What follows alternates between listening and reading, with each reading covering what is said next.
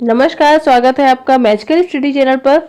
आज हम UGC net paper 2 विषय हिंदी से संबंधित पाश्चात्य काव्यशास्त्र का भाग 6 लेकर आपके समक्ष उपस्थित हैं। तो आज की वीडियो में हम बात करेंगे रूसी रूपवाद, नई समीक्षा, मिथक, फंतासी, कल्पना, प्रतीक और बिंब के बारे में। तो ये सभी टॉपिक आज हम एक साथ ही डिस्कस करने वाले हैं। ये इतने वैसे तो इनसे क्वेश्चन आते नहीं हैं यूजीसी नेट में, फिर भी आज हम इनको सभी को एक साथ, नीलम जी गुड मॉर्निंग, एक साथ डिस्कस कर लेंगे। तो क्वेश्चन किस प्रकार से आते हैं कि रूसी रूपवाद है या फिर कहा फैंटेसी किसने प्रारंभ किया, तो इस तरह से क्वेश्चन आते हैं, या फिर आएंगे स्थापना और कथन वाले में। तो इसलिए इसको आज कर लेते हैं। Krishna ji good morning. तो रूसी रूपवाद क्या है, नई समीक्षा क्या है, मिथक, फंतासी, कल्पना, प्रतीक, बिंब, ये जब कर लेंगे तो इसके साथ ही हमारी यूनिट 3 आज कंप्लीट हो जाएगी और आज शाम की क्लास में यूनिट 4 स्टार्ट करेंगे। तो ये हमारी 94वीं क्लास है, यानी इससे पहले हम 93 क्लास कर चुके हैं। अगर आपने अभी तक क्लासेस ज्वाइन नहीं की है तो आप प्लेलिस्ट में जाकर सभी वीडियो से प्राप्त कर सकते हैं, और जो भी वीडियो है, जो भी क्लास है, उससे संबंधित अगर आपको पीडीएफ चाहिए है, नोट्स चाहिए हैं, तो वो आप टेलीग्राम चैनल पर प्राप्त कर सकते हैं। मैजिकल स्टडी सर्च करें, वहाँ पे आपको मिल जाएंगे सभी। ऊपर तक जाएं तो, क्योंकि बीच बीच में वीडियो के लिंक होंगे, तो थोड़ा थोड़ा ऊपर करते जाएं। सुमन जी हेलो, नमस्कार। और अगर आप चैनल पर नए हैं तो प्लीज़ सब्सक्राइब जरूर कर लें। तो ये जो क्लासेस हो रही हैं, इनसे संबंधित पीडीएफ आपको व्हाट्सएप पे तो संडे में प्राप्त होगी, टेलीग्राम पे भी संडे में ही प्राप्त हो जाएंगी सभी। शुभन जी बिल्कुल गुड मॉर्निंग। तो रूसी रूपवाद क्या है, और ये वैसे ही मैंने एक बार बता दिया आपको, ये टॉपिक जो है इतने इम्पोर्टेंट तो नहीं है, क्योंकि इस तरह से नहीं आते हैं क्वेश्चन एग्जाम में, फिर भी कर लेते हैं अगर सिलेबस में है तो रूपवाद शब्द अंग्रेजी के फॉर्मलिज्म का हिंदी पर है।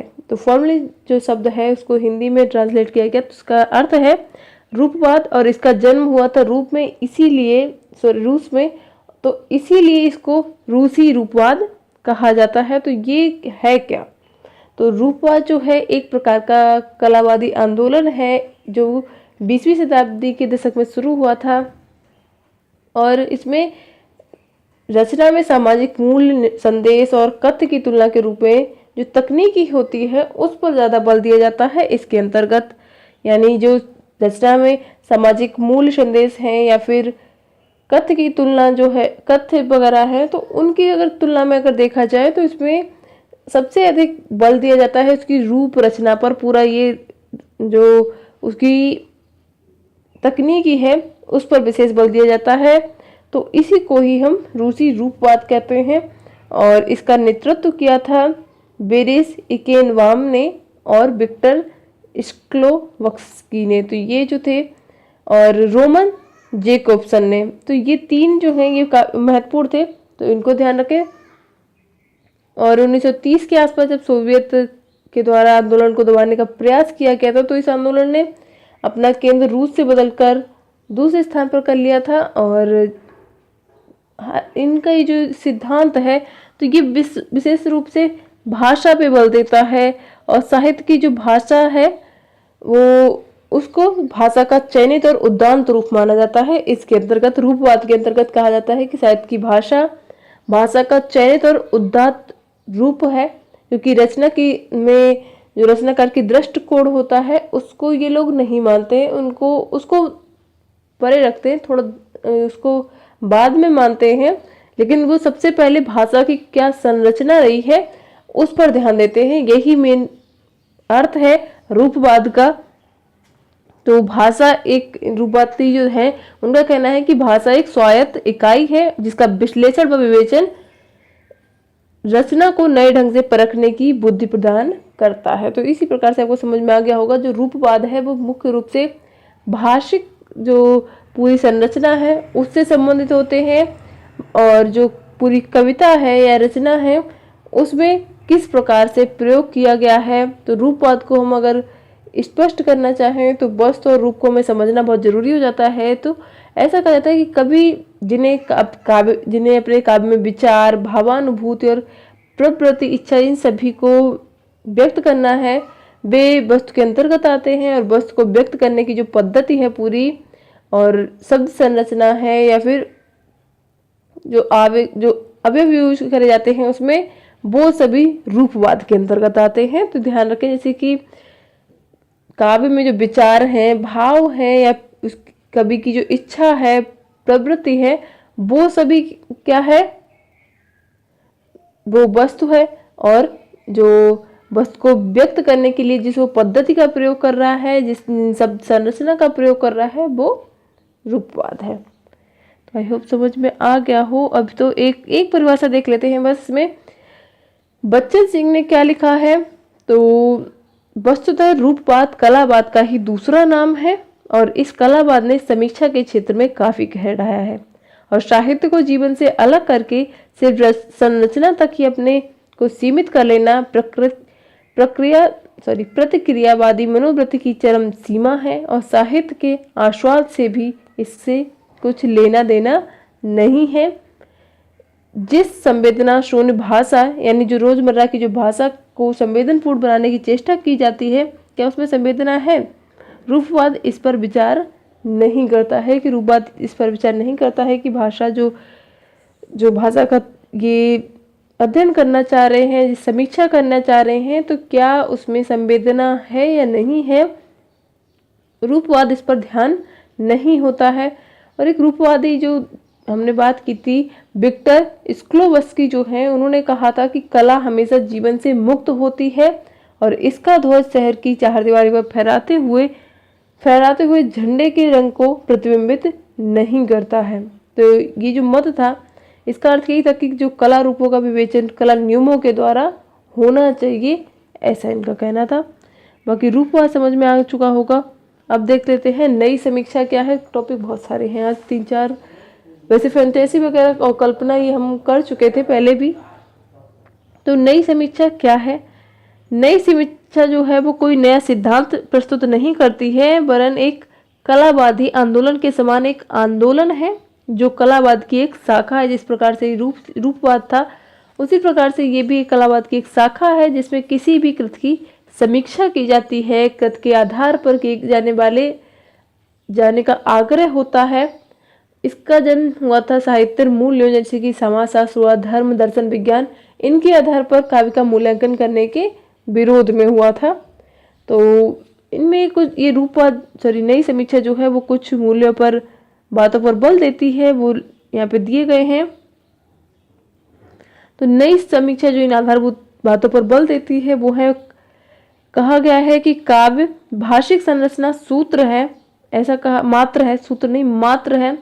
इसलिए भाषा के सृजनात्मक तत्वों का विश्लेषण ही समीक्षा का मुख्य धर्म है। ऐसा माना जाता है कि काव्य जो है वो एक भाषिक संरचना है, इसलिए भाषा के सृजनात्मक तत्व जो हैं उनका विश्लेषण किया जाना चाहिए, यही सबसे महत्वपूर्ण हो जाता है। और ऐतिहासिक दृष्टि से देखें, समाजशास्त्री, दार्शनिक और मनोविश्लेषणवादी समीक्षाएं जो हैं उनको अनावश्यक माना गया है, अप्रासंगिक माना गया है, और संश्लेषण एवं आस्वाद के प्रश्न पर विचार और मूल्यांकन का प्रयत्न आवश्यक नहीं है, ऐसा कहा गया इसके अंतर्गत, नई समीक्षा के अंतर्गत। और रचना की आंतरिक संगति और संश्लिष्ट विधान के विवेचन विश्लेषण के लिए उसका गहन पाठ नितांत आवश्यक है। तो कोई भी समीक्षक है तो वो कोई भी रचना के बारे में अपनी समीक्षा लिखता है तो वो उसके बारे में पूरा गहन अध्ययन करता है, उसके बाद ही अपने विचार व्यक्त करता है। तो ये चीज़ बहुत महत्वपूर्ण हो जाती है, रचना की आंतरिक संगति क्या है उसका विवेचन किया जाए, उसका विश्लेषण किया जाए, उसका बहुत गहनता से अध्ययन किया जाए, उसके बाद ही अपने विचार प्रस्तुत किए जाए। तो पाश्चात्य समीक्षक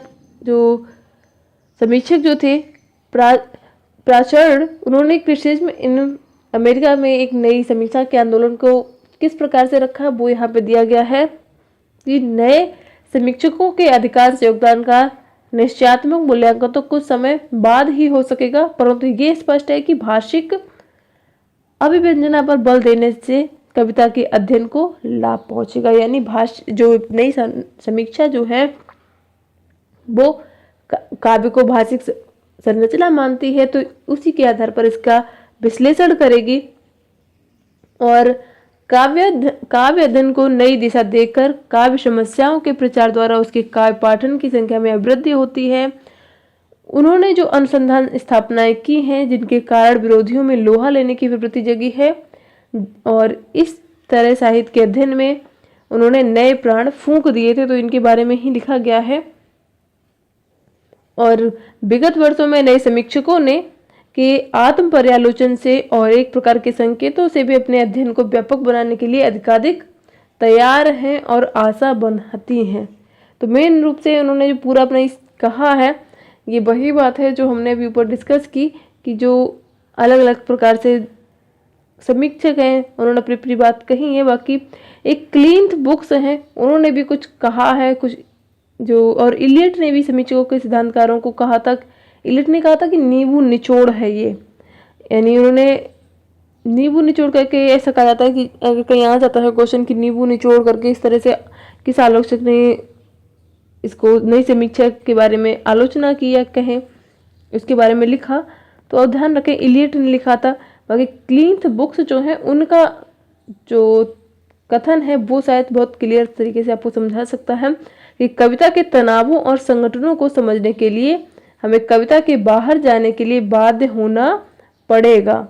तो हमें कविता जो है मुख्य रूप से हमें ये नहीं सोचना है कि क्या जो उसकी सिर्फ भाव पर ही न जाके उसके सभी तत्वों पर ध्यान देना पड़ेगा, चाहे उसकी भाषिक संरचना हो, चाहे उसका आधार क्या रहा है उस कविता का, तो सभी पर ही हमें उस पर पूर्ण रूप से उसकी समीक्षा करना, उसको अपने अनुसार प्रस्तुत करना, वही नई समीक्षा का कार्य है। और ये भी कलावाद की ही एक शाखा है।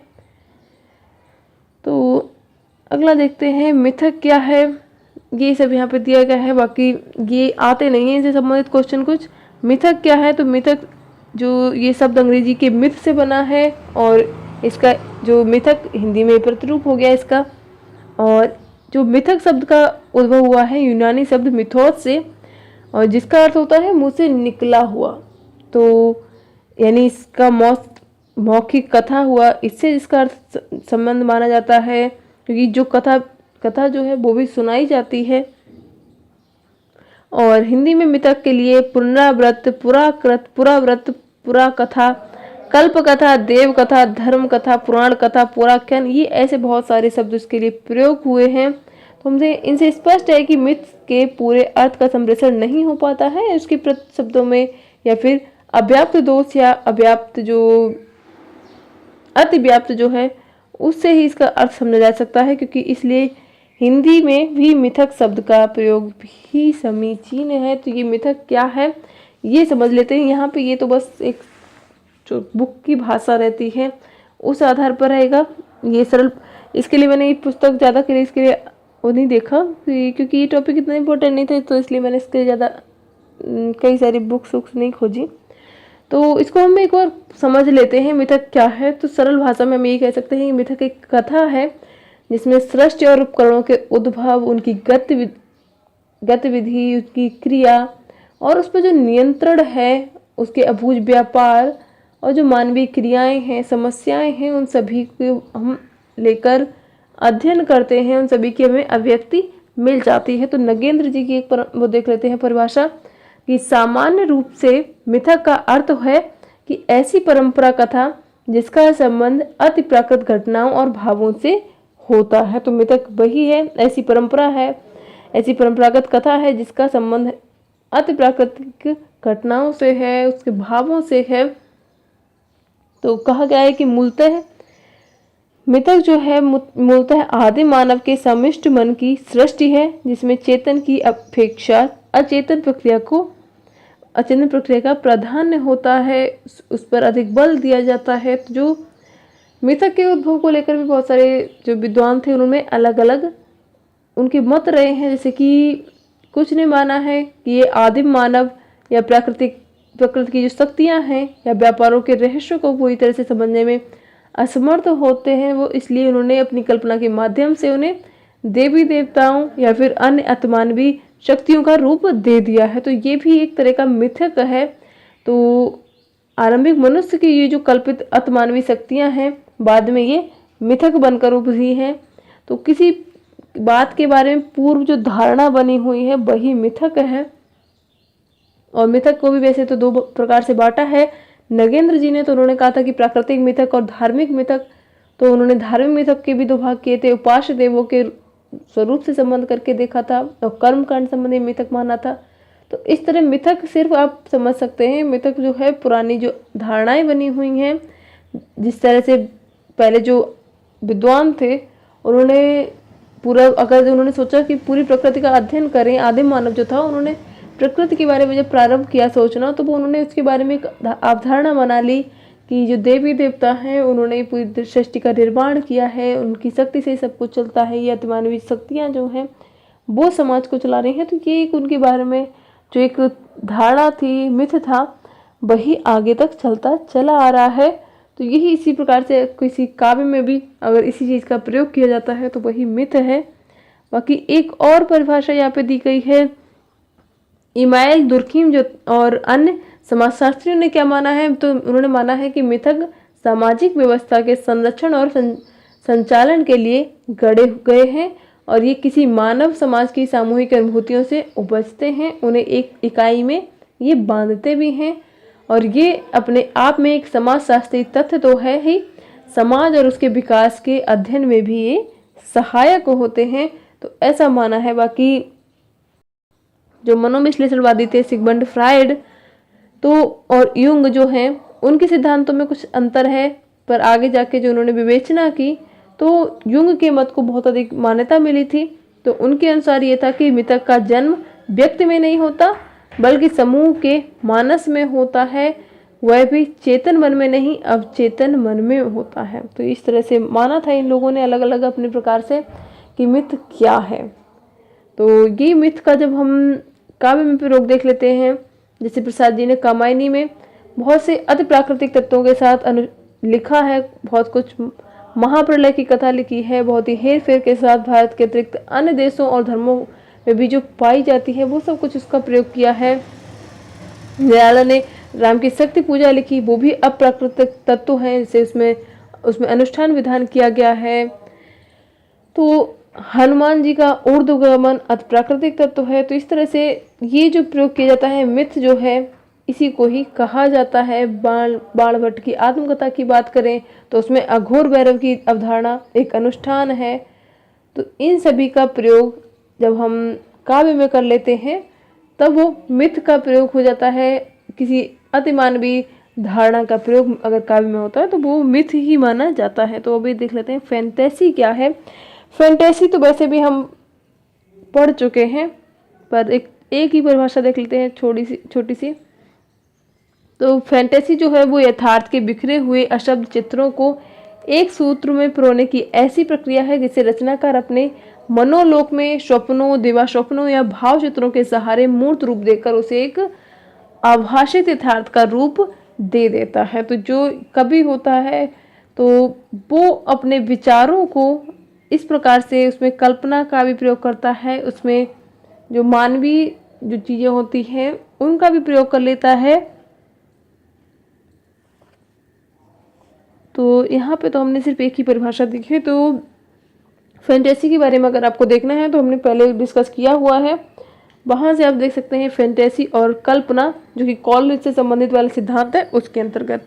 जैसे फैंटेसी में एक ऐसे पात्र का निर्माण किया जाता है जो मानव जीवन की जो सामान्य स्थितियां हैं उसमें नहीं पाया जाता हो। तो इस तरह से खूब बहुत ही बढ़ा चढ़ा के जब उस बात को कह दिया जाता है, कल्पना अति उसमें कल्पना ही रह जाती है। तो रम्य कल्पना पर हमने एक पूरा वीडियो बनाया हुआ है कॉलेज वाला, तो आप उससे देख सकते हैं।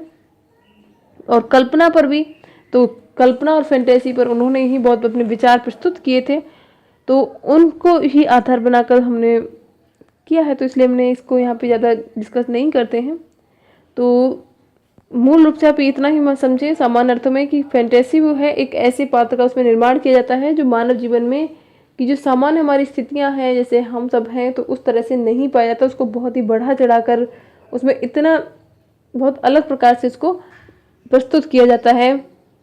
तो यहाँ पे पशु और मानव जीवन का जो है अंतर है वो बिल्कुल खत्म कर दिया जाता है, भौतिक शास्त्र की सीमाएं समाप्त कर दी जाती हैं। तो फैंटेसी में असाधारण भाषा होती है, प्रतीक बिंब जो होंगे वो भी असाधारण होंगे, कल्पना का उसमें बहुत ज़्यादा प्रयोग होगा, बहुत ही अद्भुत कल्पना होगी और सत्य को प्रस्तुत करने में वो समर्थ तो होंगे, लेकिन वो अलग प्रकार से, अलग ढंग से अपने आप को प्रस्तुत करते हैं।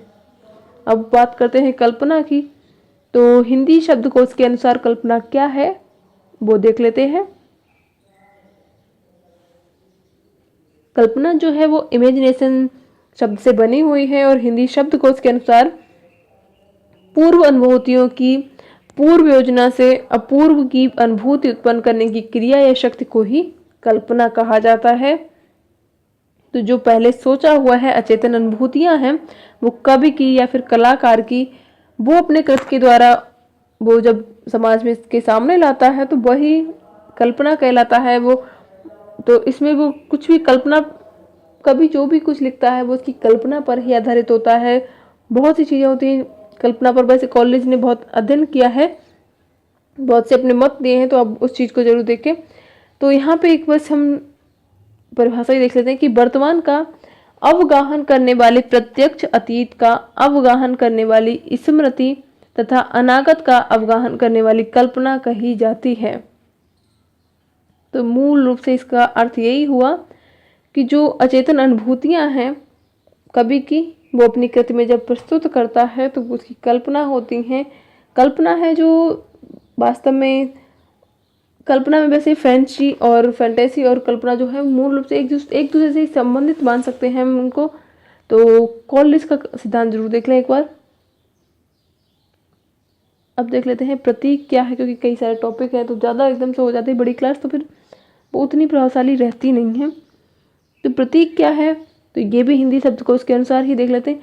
कल्पना मुख्य रूप से वो चीज़ें हैं जो जिनके बारे में हम गंभीरतापूर्वक विचार करते हैं, अपने जो काव्य में जब प्रयोग कर देते हैं उनको, वही कल्पना है। अपने मस्तिष्क के विचार एक तरह से आप सोच सकते हैं। अब हिंदी शब्दकोश के अनुसार प्रतीक क्या है वो देख लो। प्रतीक शब्द का प्रयोग उन दृश्य वस्तु के लिए किया जाता है जो किसी अदृश्य, अगोचर या अप्रस्तुत विषय का प्रतिविधान करके उसके साथ अपने सहचार के कारण वस्तु को अपने सहचार के कारण प्रस्तुत करती है। कहा जाता है कि जो अन्य स्तर के समान रूप हैं वस्तु द्वारा किसी अन्य स्तर के विषय का प्रतिनिधित्व करते हैं। प्रतीक जो है, जैसे कि हमें जब पृथ्वी का दिखाना हो, पृथ्वी को प्रदर्शित करना हो, तो हम उसका एक छोटा सा ग्लोब देखते हैं। तो इसी प्रकार से ये है कि प्रतीक भी वही है कि जब हमें किसी बड़े चीज़ को दर्शाना है लेकिन हम उसको छोटे से रूप में दर्शा रहे हैं, दिखा रहे हैं, तो वो वहाँ पे किसी अन्य प्रतीक का प्रयोग करके उस चीज़ को दर्शा रहे हैं। तो वही प्रतीक होता है कि छोटे वस्तु का प्रयोग करके उसको दर्शाते हैं, तो वो प्रतीक है। तो प्रतीक के द्वारा अमूर्त, अदृश्य और अप्रस्तुत विषय का प्रतीक प्रतिविधान मूर्त, दृश्य, श्रव्य प्रस्तुत द्वारा प्रस्तुत किया जाता है। मतलब जो चीज़ अदृश्य है, अविद्यमान है, उनको हम प्रस्तुत करने का प्रयास कर रहे हैं। तो प्रतीक का मूल रूप से शाब्दिक जो अर्थ है वो ही चिन्ह है। तो ऐसे चिन्ह जिनके द्वारा हम अमूर्त चीज़ों को प्रस्तुत करना चाहते हैं, जो विद्यमान नहीं है, अदृश्य है, उनको भी प्रस्तुत करना चाहें तो वही हमारे प्रतीक कहलाएंगे। तो कवि जो है वो गागर में सागर भरने का प्रयास करता है, तो वो थोड़े से शब्दों में भी अधिक बात कहने का प्रयास जो करता है, वही प्रतीकों का प्रयोग होगा कविता में। और प्रतीकों द्वारा बहुत सारे भावों को प्रस्तुत किया जाता है। तो छायावादी काव्य में तो प्रतीक शैली का ही प्रयोग सबसे ज़्यादा किया गया है। तो समझ में आ गया होगा वैसे तो प्रतीक क्या है। अब देख लेते हैं एक और यहाँ पे परिभाषा दी गई है प्रतीक के बारे में। तो प्रतीकवाद को सर्वाधिक प्रभावित करने वाले जर्मन संगीतज्ञ वेगनर थे और अमेरिकन पो थे। तो इन्होंने क्या लिखा है, तो वेगनर ने संगीत और काव्य में संबंध स्थापित करने पर विशेष बल दिया है और पो का काव्य को अनेक फंतासी प्रतीक नदियों के लिए प्रेरणादायक आदर्श था। तो ये परिभाषा देखिए, आप ही पढ़ें। तो इतनी बड़ी बड़ी बाकी मैंने समझा दिया है आपको। जो एक प्रतीक वही है कि जैसे कवि जो है वो अपने काव्य में कली का प्रयोग कर लिया, फूल का प्रयोग कर लिया, बहुत सारे पेड़ पौधों इन सब का प्रयोग कर लिया। तो लेकिन कविता में हम देखें तो वहाँ पे में ना फूल दिखेंगे ना पेड़ दिखेंगे, तो ये वहाँ पे वो चीज़ नहीं दिखेगी। लेकिन अगर हम कविता पढ़ेंगे तो हमें उन चीज़ की अनुभूति होगी, वो चीज़ हमें समझ में आएगी क्या है, तो ये किस परिस्थिति में वो रचना लिखी गई है। और तो वही जो प्रतीक जो यूज कर लिए जाते हैं कविता में, तो उन्हीं से ही यहाँ पे तात्पर्य है, उन्हीं प्रतीकों का अर्थ देखा गया है कि प्रतीक क्या है। तो अब शायद आपको समझ में आ गया होगा। और एक लास्ट रह गया है बिंब क्या है, तो बिंब देख लेते हैं। बिंब अंग्रेजी के इमेज शब्द का ही हिंदी पर्याय है, जिसका अर्थ होता है किसी पदार्थ को मूर्त रूप प्रदान करना, और मूर्त रूप प्रदान करना, चित्रबद्ध करना और मानसिक प्रतिकृति उभारना, यही बिंब होता है। और बिंब एक भाव गर्भित शब्द चित्र है। तो इमेज से क्या अर्थ है, इंसाइक्लोपीडिया ने इस इमेज का अर्थ बताया है। तो इमेज से अभिप्राय ऐसा है कि ऐसी सचेत स्मृति जो मूल उद्दीपन की अनुपस्थिति में किसी अतीत अनुभव का समग्र और अंश रूप में पुनरुत्पादन करती है, वही कहलाती है बिंब। तो बिंब एक प्रकार का चित्र है जो किसी पदार्थ के साथ विभिन्न इंद्रियों के साथ उसको जोड़ देता है। बिंब में कुछ तरह से प्रतीक जैसा ही होता है। तो उसको जब काव्य में प्रयोग किया जाता है तो इसलिए किया जाता है ताकि सृजनात्मकता बढ़ जाए, कल्पना शक्ति जो है वो सक्रिय हो जाए, और बस इसीलिए इसका और भावों को उत्तेजित करने के लिए प्रयोग किया जाता है बिंब का। तो यही कुछ यहाँ पे था। बिंब एक प्रकार का चित्र है, देखो यहाँ पे दिया गया है, बिंब एक प्रकार का चित्र है जो किसी पदार्थ के साथ विभिन्न इंद्रियों के सन्निकर्ष से परमात्मा के चित्त में उद्बुद्ध होता है, और अमूर्त बिंब नहीं होता है। जिन बिंबों को अमूर्त माना जाता है वे अचाक्षुष होते हैं, अगोचर होते हैं, अगोचर नहीं होते हैं। तो ये इस तरह से माना गया है। बाकी बिंब भी वही चीज़ है सेम, कि जो हमें इंद्रियों द्वारा हम अनुभूति करते हैं या फिर भावों को तीव्रता प्रदान करने के लिए जो कविता में प्रयोग किए जाते हैं अलग अलग प्रकार के तत्व, वही बिंब हैं। और जो हमारे सामने उपस्थित नहीं है, बस उनको इमेजिन किया जा रहा है, उनको कल्पना की जा रही है बस, और उनको काव्य में इसी तरीके से प्रयोग कर लिया जाता है। बिंब को बहुत से प्रकार से बांटा गया है, दृश्य बिंब हैं, सदृश्य बिंब हैं। तो प्रसाद जी ने जैसे एक लिखा था स्पर्श बिंब की बात करें तो है, स्पर्श मलय के झिलमिल संज्ञा को और सुलाता है, पुलकित हो आंखें बंद किए तंद्रा को पास बुलाता है। तो ये सदृश बिंब पर ही आधारित है। तो क्योंकि बिंब में स्पर्श जनित संवेदना के से बिंब का निर्माण होता है, तो कुछ तरह बहुत अलग अलग तरीके से इसका प्रयोग किया गया है। तो काव्यार्थ को पूर्णता हमें इसी से प्राप्त होती है, बिंबों का प्रयोग से। हम अलग अलग प्रकार के बिंब जब प्रयोग कर लेते हैं काव्य में, तभी उसको पूर्णता प्रदान होती है। जैसे प्रकृति से संबंधित हम पूरी प्रकृति तो वहाँ पे नहीं लिख सकते ना, लेकिन हम उसके छोटे छोटे से जो पदार्थ हैं उसका प्रयोग जब हम अपनी कविता में करके कविता को अच्छा बना लेते हैं, वही बिंब का प्रयोग होता है कविता में। और इसका कुछ अलग अर्थ नहीं है ना, कविता में कुछ एकदम से बहुत सारी परिभाषा डिस्कस करने की ज़रूरत नहीं है, क्योंकि इतना आता नहीं है इससे, इसलिए इसमें टॉपिक में थोड़ा सा इंटरेस्ट भी नहीं है। तो ये तो हमारा आज का टॉपिक रूसी रूपवाद, नई समीक्षा, मिथक, ये सब थे फैंटेसी, कल्पना। तो अगर उपयोगी लगा हो वीडियो तो लाइक कर दें। बाकी ये वीडियो थोड़ा सा इम्पोर्टेंट तो नहीं है, मैं बार बार इसीलिए कह रही हूँ क्योंकि मैंने यहाँ पे कुछ इतना इम्पोर्टेंट उससे संबंधित दिया नहीं है। वेदर तो लोगों को लगे कि पता नहीं ये टॉपिक